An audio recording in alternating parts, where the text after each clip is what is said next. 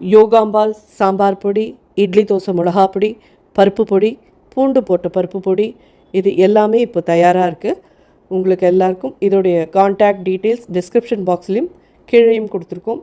WhatsApp number அது வழியாக நீங்கள் உங்களுக்கு என்ன தேவையோ அதை தொடர்பு கொண்டு நீங்கள் பதிவு பண்ணிடலாம். அதை அனுப்பி வைக்கிறதுக்கு நாங்கள் கடமைப்பட்டிருக்கோம். வணக்கம், நான் உங்கள் அபிமான யோகாம்பால் சுந்தர்.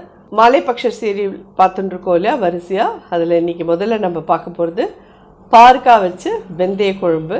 பாற்காயே கசக்கும், அதை வெந்தயம் சேர்த்து போட்டேன்னா எப்படி இருக்கும்னு கேட்டேன்னா ஒன்றுமே டிஃப்ரென்ஸ் இருக்காது. ரொம்ப ரொம்ப டேஸ்டியாக இருக்கும்.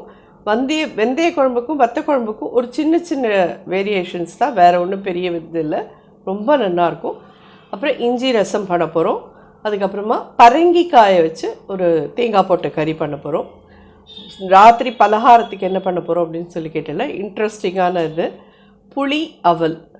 ரொம்ப ரொம்ப நல்லாயிருக்கும். சட்டுன்னு ஆகிடும், ஃபாஸ்ட்டாக முடிச்சுடலாம். நீங்கள் ஒரு கால் வேலைக்கு போகிறவாளாக இருந்தால் கூட டக்குன்னு வந்த கையோடு இதை பண்ணி நீங்கள் பலகாரத்துக்கு எடுத்துக்கலாம். ஸ்டெப் பை ஸ்டெப் எப்படி பண்ணுறதுன்னு பார்க்கலாம்.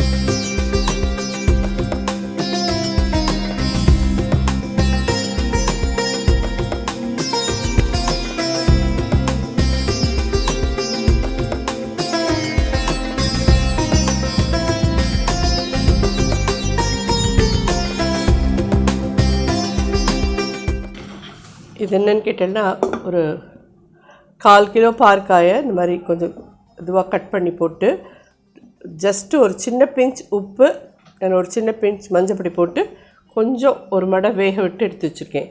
ஏன்னா புளிஜலத்தில் நேரம் போட்டோன்னா ஒரு கால் வேகலைன்னா பிரச்சனையாக போயிடும். பாற்காயெலாம் நல்லா வெந்து சாப்பிட்டா தான் நல்லது.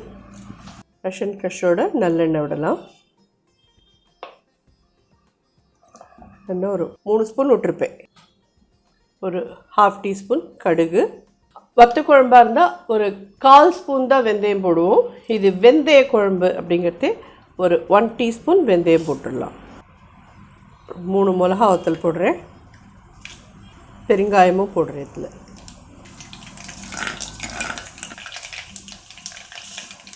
ஒரு 1.5 ஸ்பூன் துவரம்பருப்பு போடுறேன். கருவேப்பிலை. கருகிடக்கூடாது, வெந்தயம் நல்ல ஒரு ப்ரௌன் நிறத்துக்கு ஆகணும், அவ்வளோதான். இந்த பாற்காயை இதில் சேர்க்கலாம்.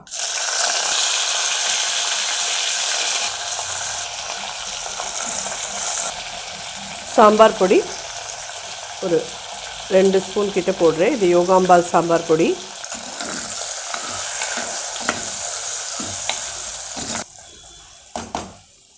புளி எவ்வளோ எடுத்துனேன்னு கேட்டேன்னா ஒரு பெரிய எலுமிச்சம்பழம் சைஸ்க்கு புளி எடுத்து நல்லா ஒரு 3-4 கப்பு தண்ணி விட்டு கரைச்சி வச்சுருக்கேன்.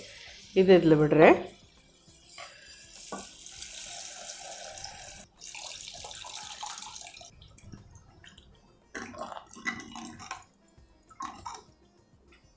குழம்புக்கு தேவையான உப்பு 1/4 டீஸ்பூன், நாட்டு சர்க்கரை ஒரு 3/4 டீஸ்பூன் சேர்ந்து எல்லாமே நல்லா கொதிக்கட்டும். எக்ஸாக்ட்லி ஒரு 10 மினிட்ஸ்க்குள்ளே இது ரெடி ஆகிடும். இதுக்கப்புறம் இது இறக்கி வச்சுட்டு அடுத்தது இஞ்சி ரசம் பார்க்கலாம். இது அப்படியே கொதிச்சா போதும், கொதித்து கெட்டியாகணும், அவ்வளோதான். பாற்காய் வெந்தய குழம்பு ரெடி ஆகிடுது. எப்படி நல்லா நம்ம 3/4 அடுக்குக்கு மேலே இதை கரைச்சி விட்டுருந்தோம். நல்லா ஒரு அரை பாகத்துக்கும் கீழே போயிடுத்து.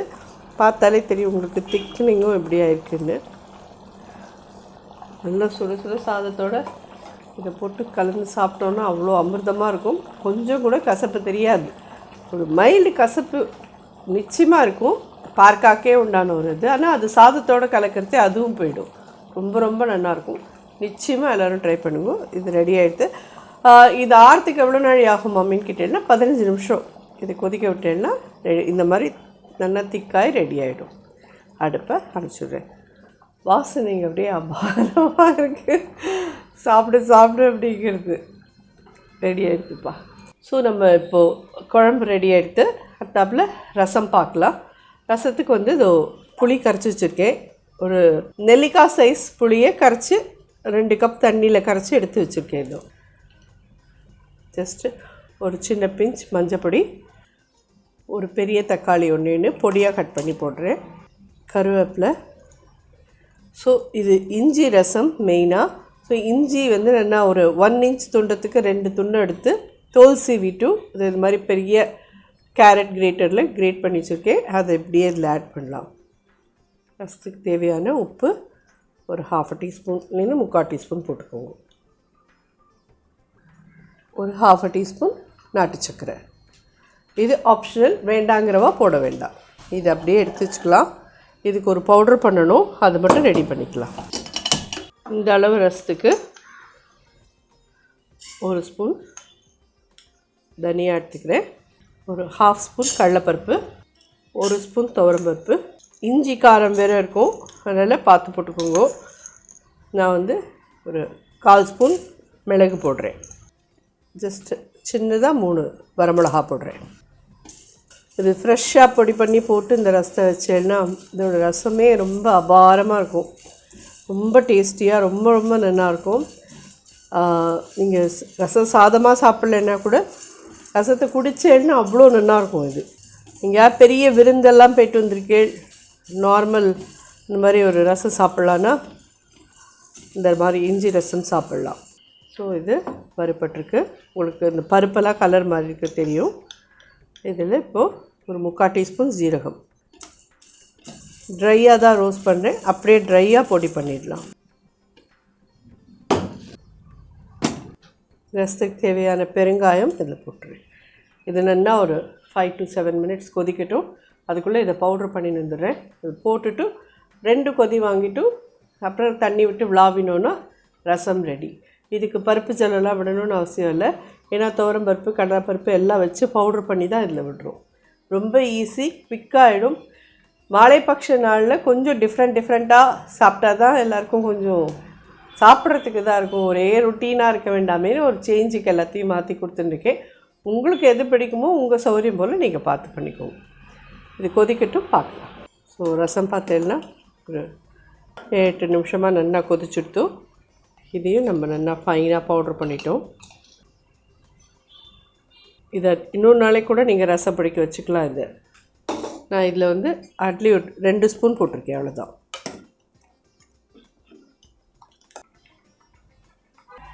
எவ்வளோ ரசம் வேணுமோ அவ்வளோ விடாவிடலாம்.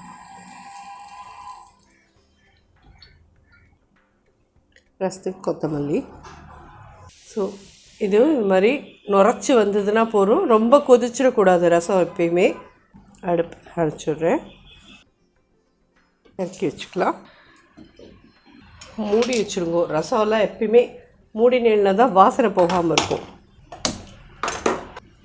ஃப்ரெஷ் அண்ட் க்ரஷ் கவுகி ஒரு டீஸ்பூன் விடுறேன், ஒரு 1/4 ஸ்பூன் கடுகு, ஒரு சின்ன பிஞ்ச் பெருங்காய பொடி,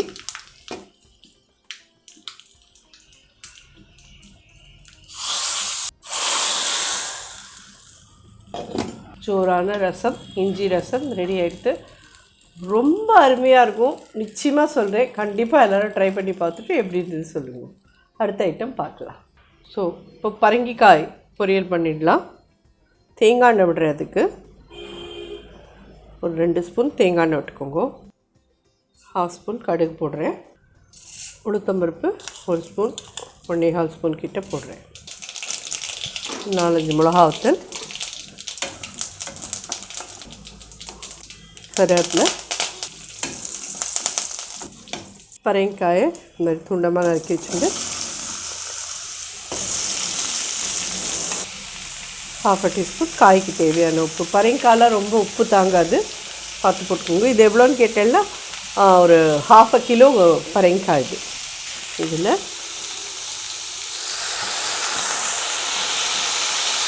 ஜஸ்ட் 2 கை தண்ணி தெளித்து நல்லா இது பண்ணிவிடுங்க. போதும். அப்படியே மூடி வதக்கினேன்னா வதங்கிடும் சீக்கிரமாக. ஒரு சின்ன பிஞ்ச் மஞ்சப்பொடி போடுறேன். இது கொஞ்சம் இனிப்பாக இருக்கும், எங்களுக்கு பிடிக்காது அப்படின்னு சொல்கிறேன்னா வந்து இதில் காரப்பொடி போட்டு வதக்கிக்கிறேன்னா வதக்கிக்கோங்க. எனக்கு என் பேத்திக்கெல்லாம் இப்படி தான் பிடிக்கும். இதில் வந்து கொஞ்சோண்டு வெல்லமோ இல்லை நாட்டு சர்க்கரையோ வேறு போடுவேன். ஸோ அதனால் எங்களுக்கு எப்படி பிடிக்கும். உங்களுக்கு யாருக்காவது இன்னும் காரமாக வேணும். ஏன்னா அந்த பாருக்காய் வெந்தய குழம்பு நல்ல காரசாரமாக இருக்கும். அதுக்கு ஆப்போசிட்டாக இது இருந்தால் தான் இது நல்லாயிருக்கும். இஞ்சி ரசமும் அதே மாதிரி நல்ல காரசாரமாக இருக்கும். அதுக்கு இப்படி இருந்தால் தான் நமக்கு சாப்பிட முடியும். இந்த காம்பினேஷன்லாம் நாங்கள் பார்த்து ரூம் போட்டு யோசித்து தான் நாங்கள் சமையலே பண்ணுவோம் அப்படிங்கிறச்சு. ஆனால் எல்லாமே காரமாக வேணுங்கிறவா நீங்கள் தயவு செஞ்சு இதில் வெல்லம் போடாதீங்க. என்னை பார்த்துட்டு நீங்கள் நல்லா மிளகா அப்படியே போட்டு நல்லா வதக்கி எடுத்துட்டேன்னா நல்ல காரசாரமான பரங்கிக்காய் கறி கிடைக்கும். ஒரு மூடி போட்டு மூடி வச்சிடலாம். சீக்கிரம் வதங்கிடும். ஆனால் இது பார்த்தீங்கன்னா ஒரு 5 நிமிஷம்தான் ஆகுது. அதுக்குள்ளே நல்லாவே வதங்கிடுது. தெரியுது அவங்களுக்குலாம். இந்த ஸ்டேஜில் நான் சொன்ன மாதிரி நான் கொஞ்சோண்டு ஒரு 1/2 டீஸ்பூன் கிட்ட வெள்ளை சக்கரை போடுறேன். பட் இந்த காய் நீங்கள் தேங்காய் எண்ணெயில் பண்ணினீங்கன்னா தான் நல்லாயிருக்கும். நார்மல் இதில் பண்ணுறதை விட தேங்காய் எண்ணெயில் பண்ணுங்க. இன்னொன்று நம்ம முன்னாடியே கூட நிறையா பண்ணியிருக்கோம், பரங்கிக்காய் பால் கூட்டுன்னு சொல்லிட்டு. அதுவும் அது வேறு லெவலில் இருக்கும். நிச்சயமாக அதுவும் நிறைய பேர் பண்ணியிருப்பேன்னு நினைக்கிறேன். இனிமேல் மூட வேண்டாம், திறந்தே வச்சு வதக்கிடுங்க கொஞ்சம் நாளைக்கு. ஏன்னா இதில் இருக்கிற தண்ணியெல்லாம் கொஞ்சம் எவாப்ரேட் ஆகட்டும், அவ்வளோதான். இது ரொம்ப கலரிண்டே இருந்தோம்னாலோ ரொம்ப நாள் இதை வேக விட்டோம்னாலோ உருவமே இல்லாமல் ஒரு மாதிரி குழக்குழன்னு கூட்டு மாதிரி போயிடும். ஸோ இந்த லெவல் கரெக்டான இதில் இருக்கும். இது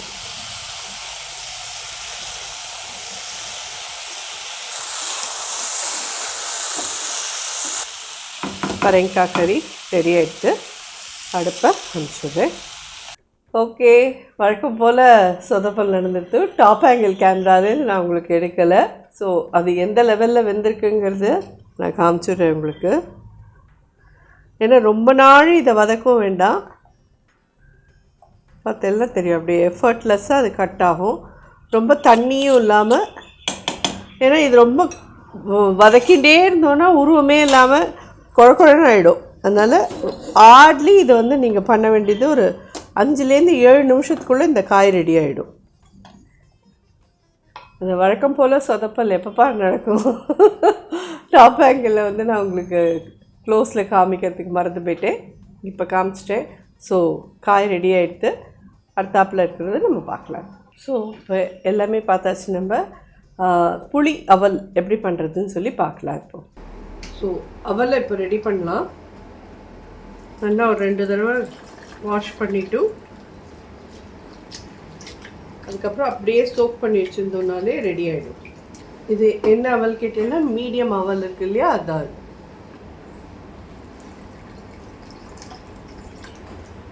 செகண்ட் டைம் நல்லா அது மாதிரி அலசிட்டு தண்ணி எடுத்துருவோம்.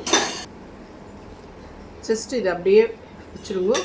நல்லா ஊறிடும். இது அவலை நல்லா ஊற வச்சுருக்கேன். பார்த்தீங்கன்னா தெரியும், பொலன்னு எடுத்து பாருங்க. நான் இந்த கண்ணாடி கப்பால் 1 கப் தான் எடுத்துட்டுருக்கேன். உங்களுக்கு எவ்வளோ தேவையோ அது தகுந்த மாதிரி பார்த்துக்கோங்க.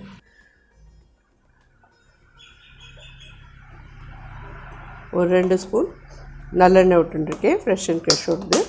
இது என்னென்னு பார்த்தீங்கன்னா ஒரு எலுமிச்சம்பழம் அளவுக்கு புளி எடுத்துட்டுருக்கேன். இந்த அவலுக்கு அவ்வளோ போரும். இது கெட்டியாக கரைச்சிக்கோங்க. ஒரு சின்ன எலுமிச்சம்பழம் அளவுக்கு கெட்டியாக புளி எடுத்து கரைச்சி வச்சுக்கோங்க. இது 1 கப் தண்ணி விட்டு கரைச்சிருக்கோம். கடுகு ஒரு 1/4 ஸ்பூன், கடலைப்பருப்பு 1 ஸ்பூன், உளுத்தம்பருப்பு 1 ஸ்பூன், மிளகா வத்தல் ஒரு 5-6 போட்டுக்கோங்க.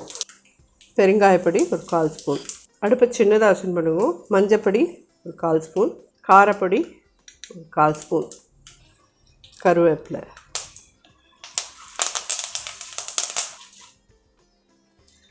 நான் யூஸ் பண்ணுறது வறுத்த நிலக்கடலை தான். வறுக்காததுன்னா முன்னாடியே போட்டுருவோம். இதில் இந்த புளி ஜலத்தை விட்டுடலாம்.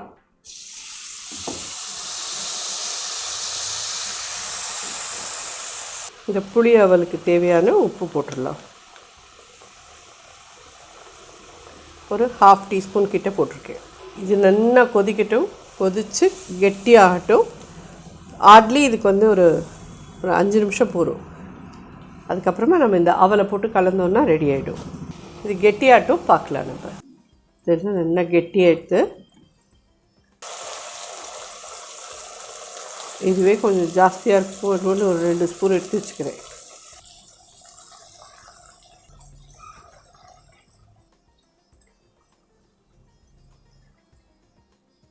இதுக்கு என்ன தொட்டுக்கலாம் அப்படி கேட்டேன்னா வடை அப்பளம் உங்கள் சௌகரியம் எது உங்களுக்கு இருக்கோ அதில் அதை வச்சு தொட்டுன்னு சாப்பிட்லாம்.